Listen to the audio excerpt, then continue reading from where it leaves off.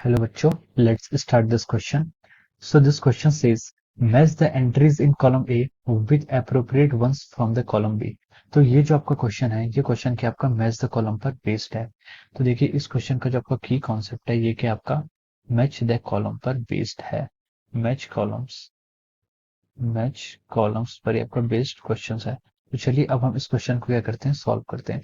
तो देखिए इसमें सबसे पहले हमें कॉलम ए से कॉलम बी को यहाँ पर मैच करना है. तो देखिए इसमें अब से सबसे पहला ऑप्शन है इलेक्ट्रिक पोटेंशियल. इलेक्ट्रिक पोटेंशियल क्या होता है? तो देखिए इलेक्ट्रिक पोटेंशियल यहाँ पर एफ ऑप्शन में देखें तो इलेक्ट्रिक पोटेंशियल का आपका फॉर्मूला गिवन है V equal to W by Q. तो यहाँ से आपका एफ क्या हो जाएगा, correct. Electric potential is defined as the amount of work done in bringing a unit positive charge particle from infinity to that point. अब आता है आपका बी. बी में देखिए, बी में आपको गिवन है कि commercial unit of electrical energy. जो इलेक्ट्रिकल एनर्जी होती है उसकी कॉमर्शियल यूनिट क्या होती है, वो यूनिट होती है आपकी किलोवाट आवर. किलोवाट आवर आपका क्या है, जी ऑप्शन है, ट्रू है, तो उसकी यूनिट आएगी किलोवाट आवर. अब देखिए सी में क्या पूछा है, सी में रेजिस्टेंस. तो रेजिस्टेंस में आपका एच में देखिए रेजिस्टेंस का आपका फॉर्मूला गिवन है. रेजिस्टेंस का जो फॉर्मूला होता है resistivity into length divide by area, ये आपको गिवन है.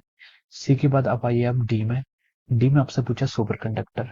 सुपर कंडक्टर के लिए हम यहाँ से सुपर कंडक्टर के लिए यहाँ पे जीरो रेजिस्टेंस गिवन है. सुपर कंडक्टर का क्या होता है, जो रेजिस्टेंस होता है वो क्या होता है, जीरो होता है. Zero resistance will be the answer. और आपका है आपका, उसके बाद आपका है 1 ओम्स. 1 ओम, 1 ओम कैसे डिफाइन करते हैं? तो हम यहाँ से लिख सकते हैं 1 ओम. 1 ओम के लिए हमारा यहाँ से होगा सुपर कंडक्टर के बाद आपका 1 ओम्स है, ओके.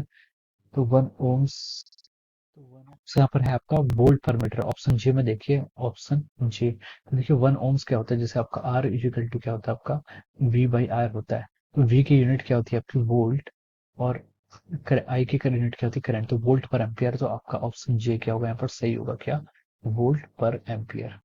अब देखिए आगे ई से आगे हम बढ़ते हैं एफ. एफ में आपका लिखा है नॉन ओमिक कंडक्टर. नॉन, जो आपकी ओम्स लॉ को फॉलो नहीं करता है. तो ए ऑप्शन ट्रांजिस्टर. ट्रांजिस्टर आपका क्या है, non ohmic resistance. Non ohmic क्या है, नॉन ओमिक कंडक्टर है, इसको हम बोल सकते हैं ट्रांजिस्टर. इसके बाद आप आइए जी. जी में आपका लिखा है रेसिस्टिविटी. रेसिस्टिविटी क्या है? तो देखिए रेसिस्टिविटी की यूनिट आपको गिवन है यहाँ पर ओम्स मीटर. रेसिस्टिविटी की यूनिट क्या गिवन है आपके यहाँ पर, ओम मीटर. ये आपकी रेसिस्टिविटी की क्या है, यूनिट है.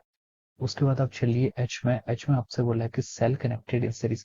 अगर सेल सीरीज में कनेक्टेड होते हैं तो उनको आप सीरीज सम कर देते हैं. तो यहाँ पर सी में आपको गिवन है is equal to E1 plus E2 plus E3. ये आपका क्या होता है, नेट.